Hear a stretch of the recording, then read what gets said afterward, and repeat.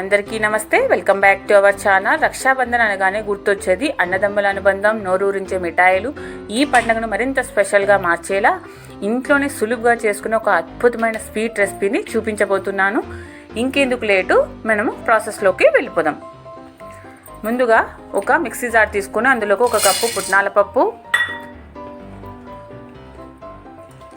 3 యాలకులు, 1 కప్పు చక్కెరని వేసుకోవాలి. వేసుకొని ఇప్పుడు మూత పెట్టుకొని మెత్తగా మిక్సీ పట్టించుకొని వచ్చేద్దాం. చూసారుగా నేను చూపిస్తున్న విధంగా ఇలాగా మిక్సీ పట్టించుకొని పెట్టుకోవాలి. ఇప్పుడు ఈ పొడిని పక్కన పెట్టేసుకుందాం. స్టవ్ ఆన్ చేసి కడాయి పెట్టుకొని అందులోకి 1/2 కప్పు దాకా నెయ్యిని వేసుకోవాలి.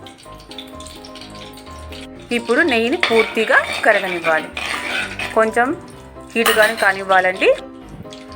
కొంచెం వేడైన తర్వాత ఇందులోకి ముందుగానే మిక్సీ చేసి పెట్టుకున్న పుట్నాల పొడిని వేసేసుకుందాం. వేసుకొని మంచిగా కలుపుకుందాం.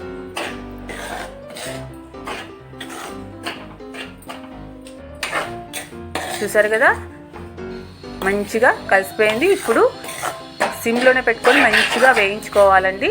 అప్పుడే నెయ్యి కూడా సపరేట్ అవ్వడం మొదలవుతుంది.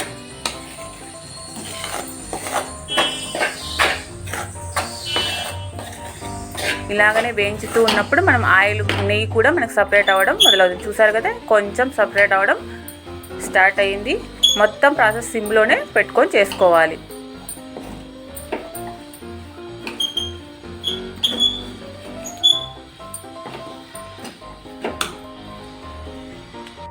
చూసారు కదా, నెయ్యి పూర్తిగా వచ్చేసింది బయటికి. ఇప్పుడు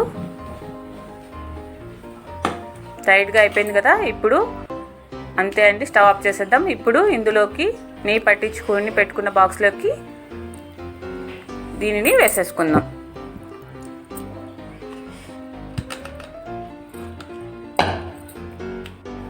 ఇప్పుడు ఇలాగ సమానంగా అనుకోవాలి. ఇప్పుడు 1 గంట సేపు చల్లారనివ్వాలి.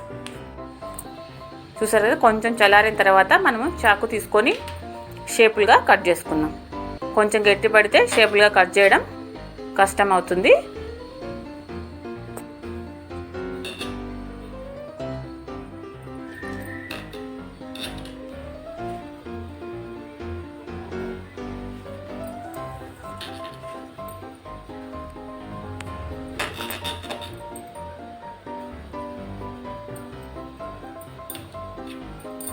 పూర్తిగా చల్లారిన తర్వాత మనము ఇప్పుడు ఒక ప్లేట్ తీసుకొని ఆ ప్లేట్లోకి ఇలాగా వేసేసుకుందాం. వేసేసుకున్న తర్వాత ఇప్పుడు చాకు తీసుకొని ఇంకొకసారి మెల్లగా షేప్ అవుట్ చేద్దాం. ఇలా షేపులాగా కట్ చేసుకుందాం.